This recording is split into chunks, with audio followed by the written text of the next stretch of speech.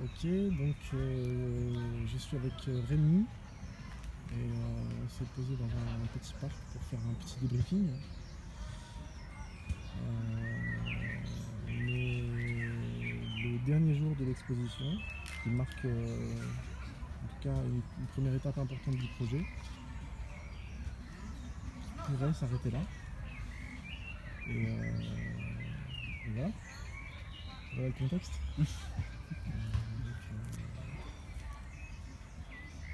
Toi tout à l'heure tu m'as dit que tu étais assez content. Ouais, globalement, généralement, je suis content, heureux, satisfait des résultats qu'on a fait. Et on a bien avancé par rapport au tout début de l'année où on savait même pas ce qu'on allait faire. C'est clair. Et là, voilà, on a des pistes de recherche, des pistes de travail et des feedbacks de gens. On a une apparition dans le catalogue de l'exposition. Donc ça, c'est une trace qui va rester, quoi. Ouais. Et je trouve ça plutôt positif. Après, ce qu'on n'a pas encore, c'est vraiment une sorte de philosophie globale qui pourrait expliquer d'où on est parti et où on irait. Il n'y a pas de texte qui fasse une synthèse en fait. Une sorte de manifeste ou Non, de résumé, je dirais. ben, je pense que c'est le moment de le faire peut-être. Bah, Maintenant qu'on a. on peut l'élaborer, ouais. Maintenant, on peut commencer à en parler. Après, je me C'est ça. rappelle que on s'était un petit peu fixé cet objectif d'avancer avec beaucoup de liberté, Mhm. de façon très empirique. C'est vrai. Et c'est pour ça qu'on a vraiment sur le blog marqué les choses par étapes, par chaque étape d'avancement qui constituait une sorte d'avancement dans le noir presque, sans vouloir faire de jeu de mots. Mais, Exact. donc là maintenant, avec toutes ces étapes, on a une trajectoire. Ouais. Et avec cette trajectoire, on peut maintenant prendre le temps de se poser et de réfléchir à ce qu'on a fait. Ouais, de dresser l'itinéraire de notre trajectoire. Et à partir de ça, peut-être réfléchir à ce qu'on va faire. Mhm. Parce que le projet de la quatrième conscience, c'est un projet de recherche collective. Le projet de la Black Box, c'est un projet qui a émergé comment dire, du collectif. Et le collectif, on l'a fondé à la base par la contrainte. On a dû former un collectif dans le cadre d'un cours de Master 1 à l'école. Et cette exposition qui se termine aujourd'hui marque la fin de nos obligations par rapport à ce cours. Et du coup, cette fin amène des questions sur maintenant, on est à partir d'aujourd'hui, en gros, en tout cas dans le cadre du collectif, on est libre de continuer ou d'arrêter. Mhm. Et personnellement, que ce soit de façon collective ou individuelle, je compte continuer le projet.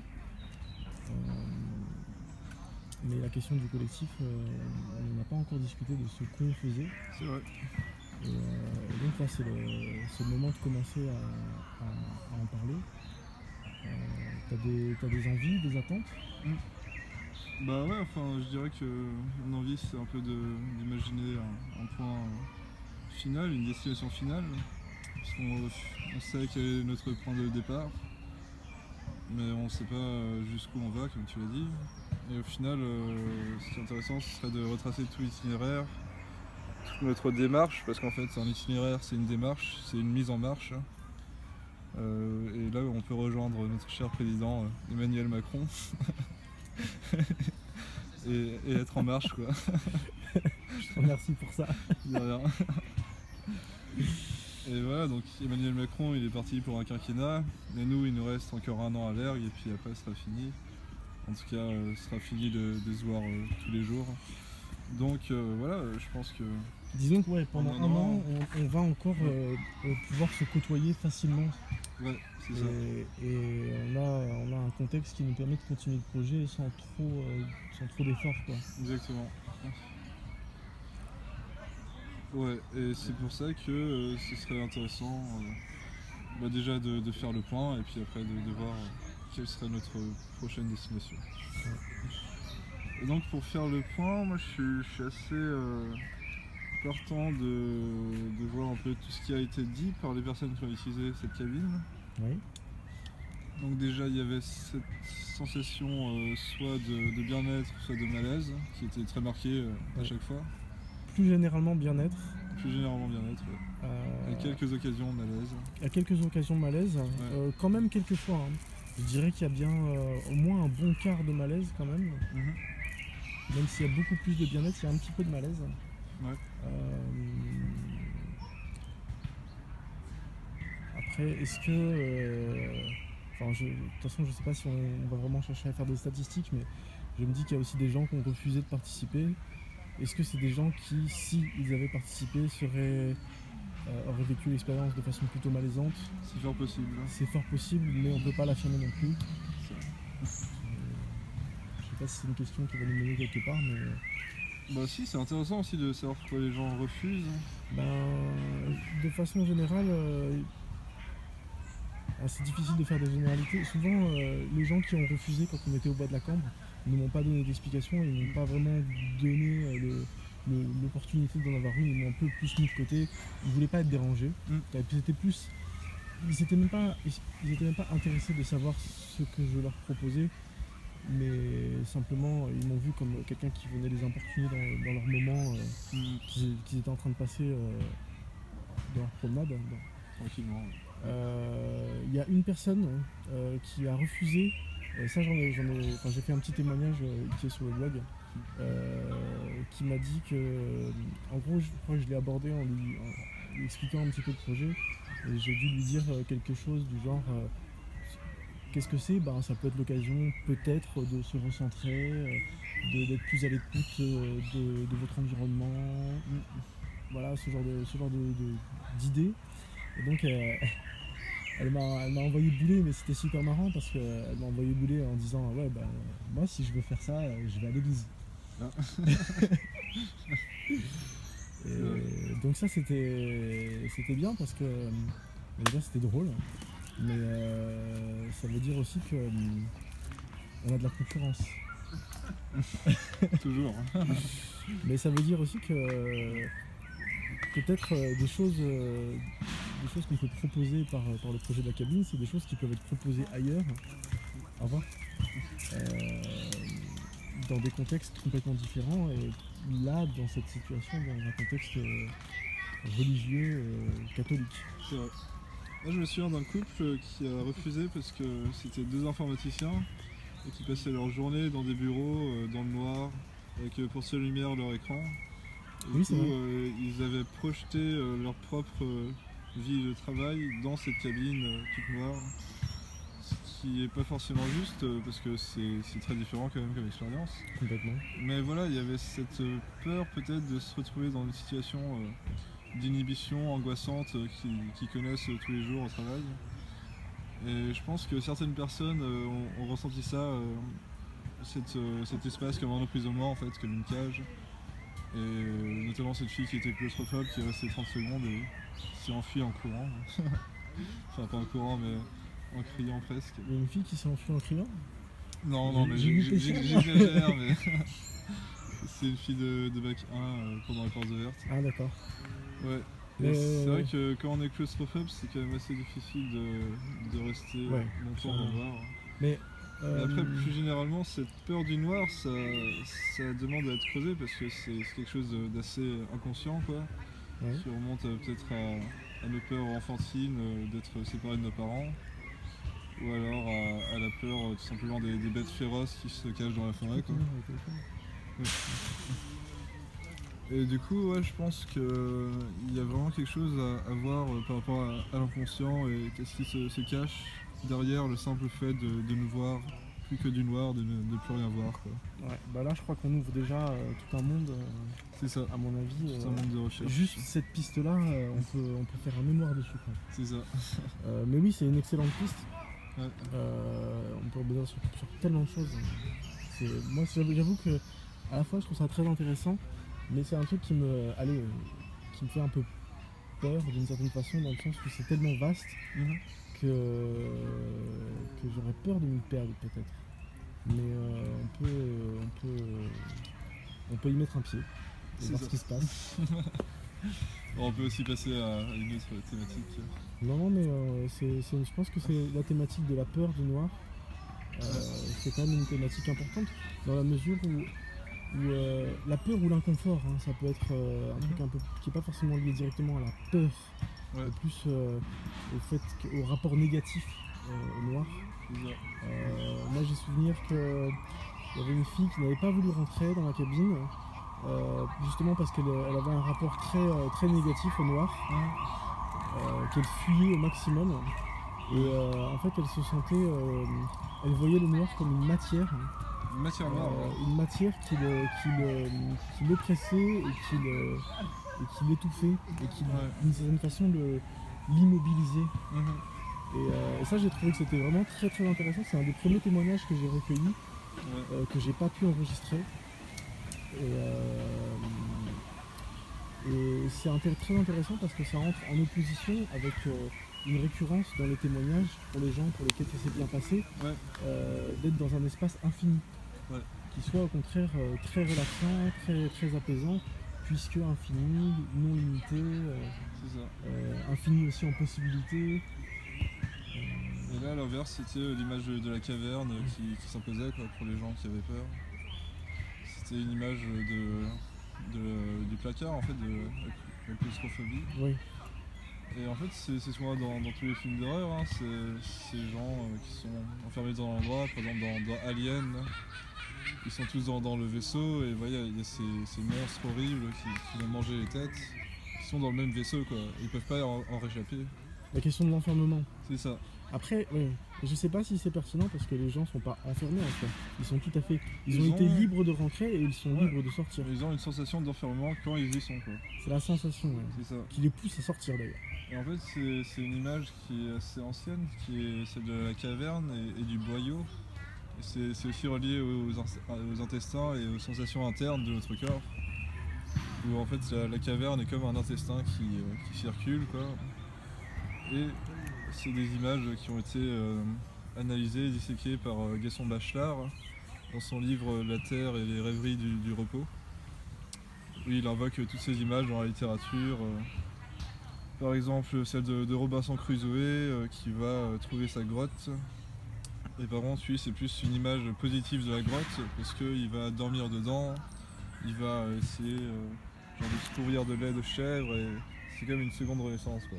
Donc en fait c'est une image, celle de la grotte, c'est une image ambivalente qui est à la fois positive dans le sens où c'était un repos pour les hommes préhistoriques et négative dans le sens où ça peut renfermer nos pires cauchemars quoi. Ça me fait penser au parfum aussi. Le parfum de Philippe Creed. Et où est-ce que j'ai entendu ça? J'ai vu ça sur Wikipédia je crois, à propos de...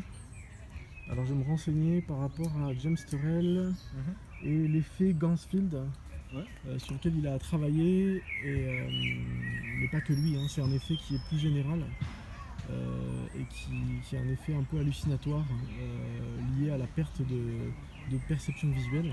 D'accord. Et donc, c'est un article Wikipédia qui est vraiment très anecdotique, mais il expliquait que les Grecs se retrouvaient justement volontairement aller dans des grottes pour se retrouver dans le noir, pour avoir des hallucinations, pour pouvoir, j'imagine, je sais pas comment le formuler, mais élever leur niveau de conscience quoi. C'est la descente aux enfers à travers le Styx. Là dans la situation de Jason, non? Jason et Perséphone. C'est qui Orphée qui descend aux enfers pour récupérer Perséphone. Et en fait qui se retourne au dernier moment pour un peu savoir sa belle-aimée. Et qui du coup la perd définitivement. Exactement. Mais là, par rapport à ce dont je parle, les Grecs n'y allaient pas... je pense pas qu'ils l'abordaient comme une descente aux enfers, puisqu'ils y allaient plus dans un esprit d'élévation justement. D'initiation. Initiation probablement, Mais ouais, moi c'est l'idée que j'ai retenue, il faudrait que je retrouve Moi, l'article. Hein, mais... c'est aussi l'endroit où s'élaboraient les prophéties, genre la Sibylle, qui était dans une grotte, dans une caverne, et qui déclarait des phrases un peu obscures comme ça pour prédire l'avenir, notamment à propos de la guerre de Troie. Il disait un truc à propos d'Agamemnon. Et du coup, c'est un lieu aussi où on peut voir, à travers les méandres obscurs, on peut voir l'avenir, quoi. Mais dans tout ce que tu dis, il y a une idée que je retiens, qui ouvre d'autres portes. C'est l'idée d'augmenter son pouvoir de vision, son pouvoir de clairvoyance, son pouvoir de conscience. Et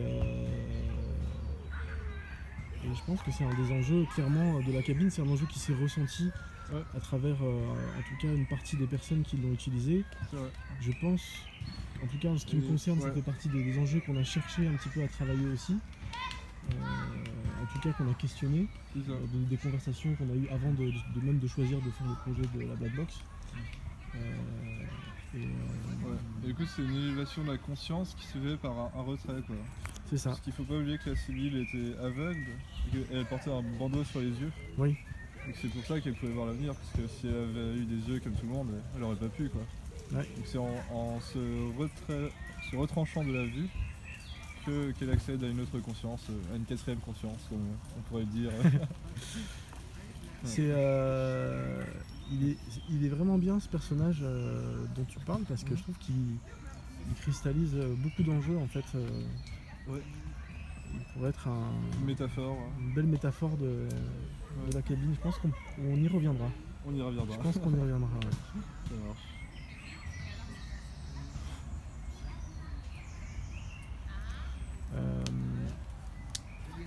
Hier, j'ai interviewé une fille avec laquelle j'ai beaucoup parlé. Je crois que c'est une des plus longues interviews. Je l'ai fait venir exprès pour l'occasion, parce que j'avais l'impression que ça allait bien se passer, quoi. Et tu verras l'interview par toi-même, mais c'est une fille qui pratique le yoga. Et il y a énormément j'ai l'impression, en tout cas, il faut que je réécoute l'interview, là je ne l'ai pas encore fait, mais il y a énormément de relations à faire avec la pratique du yoga, du relâchement, de la méditation, peut-être plus méditation que yoga en vérité. Pleine conscience. Ouais, pleine conscience, complètement. Et donc là, par là aussi, je pense qu'il y a beaucoup de ponts à faire, il y a beaucoup de pistes. Disons que les grands maîtres zen ont toujours voulu tendre vers une certaine forme de nirvana, c'est-à-dire de néant, quoi. Parce que le nirvana en sanskrit c'est le néant. Ah oui ? Ouais, tout à fait. Le nirvana c'est le néant ? Ouais, exactement. Et donc, c'est ça, le nirvana, ce serait quelque chose d'atteignable seulement si on n'avait pas de corps et si on était pur esprit, quoi. Bon, heureusement, on a quand même des corps, on est toujours incorporé quelque part. Donc, pour nous, ce serait pas le nirvana, mais ça peut s'approcher d'un état limite. Je crois qu'il existe je me suis un peu renseigné là-dessus il y a peu de temps, à propos de Jordan Belson. Qu'est-ce que tu vois ? Non. Tu vois pas ? C'est un cinéaste expérimental des années 60-70.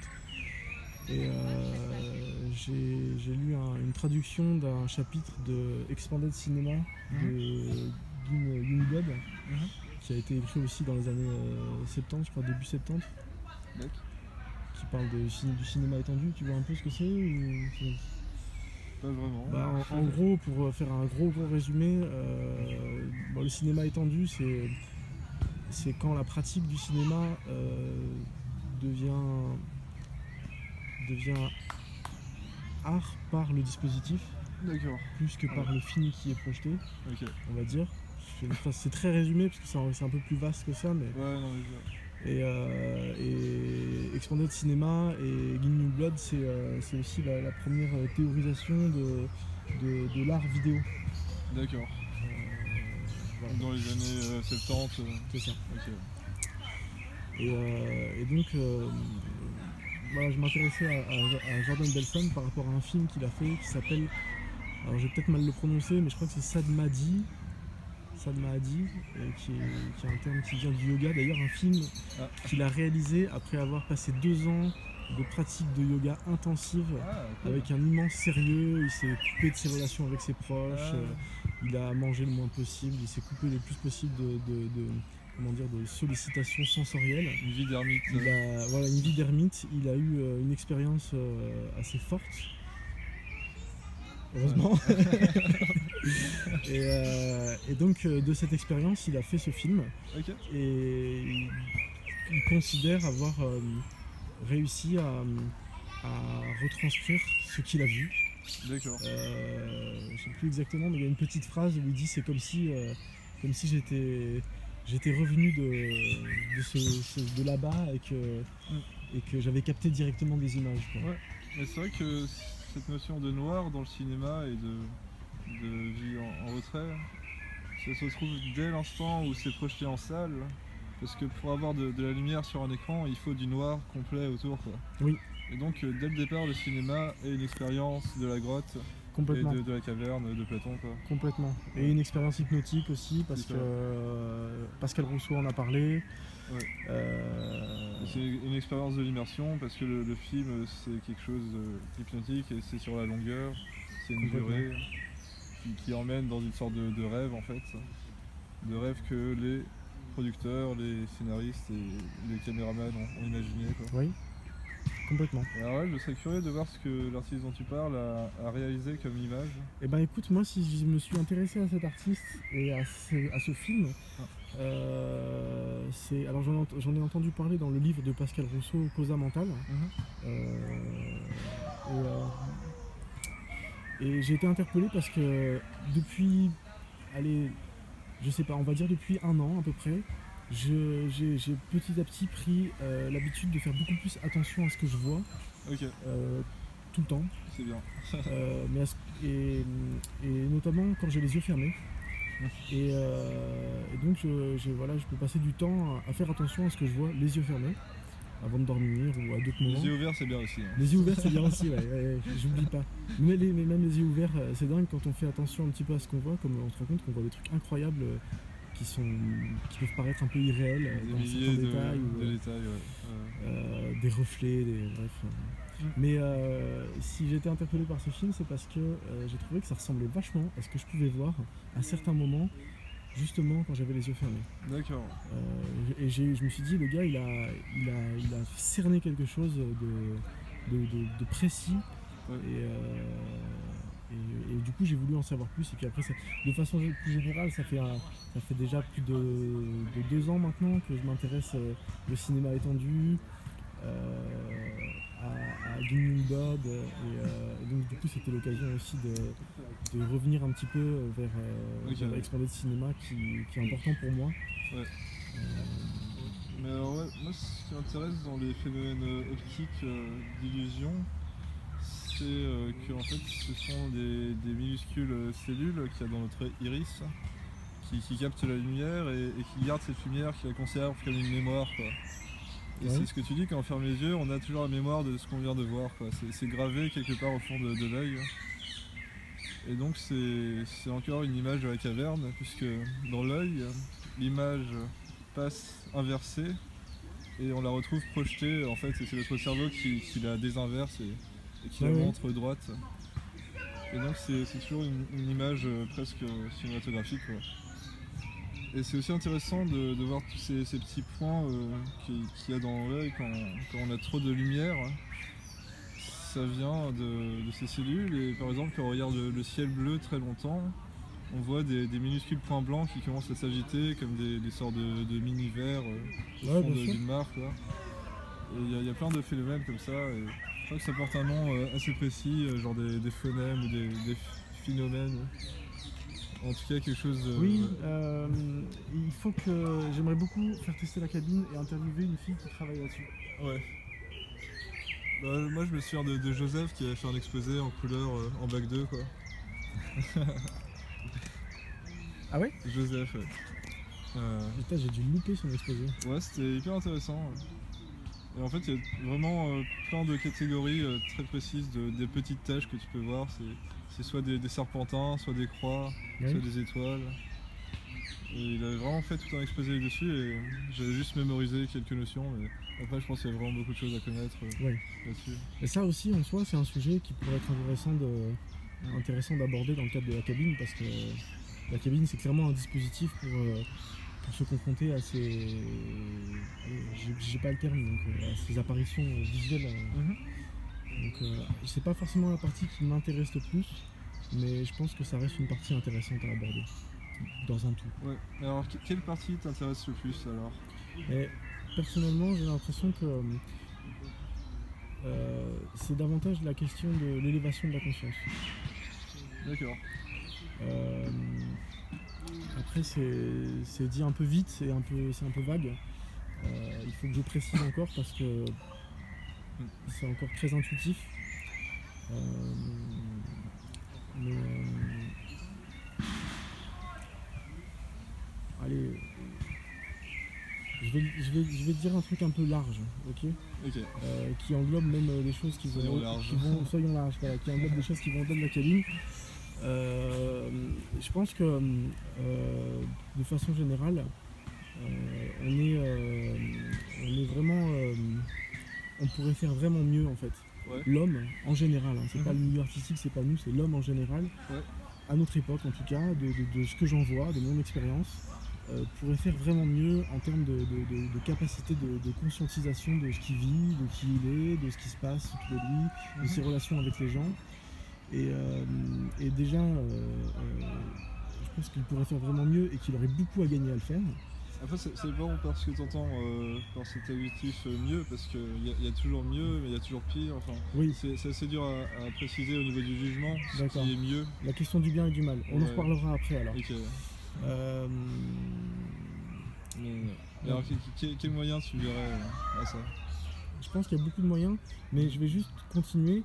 C'est que j'ai l'intuition que plus que jamais, on est dans une époque où on a intérêt, où l'homme a intérêt à être dans une démarche. C'est plus la démarche, être dans cette démarche. Ouais. Qui vise à davantage conscientiser son rapport au monde en fait. D'accord. Mais en fait, le truc, c'est qu'on est tout le temps plongé dans le réel, quoi. On est tout le temps dans le monde, et en fait, on le sait à chaque instant. Alors du coup, enfin, je vois pas tellement qu'est-ce qu'on pourrait ajouter de mieux au fait d'être vivant, quoi. Alors, c'était ça ma question. D'accord. Alors, je pense que,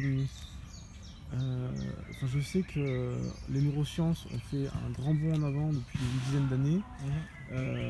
Allô? Ah, bah attends, on fait une pause. Ouais.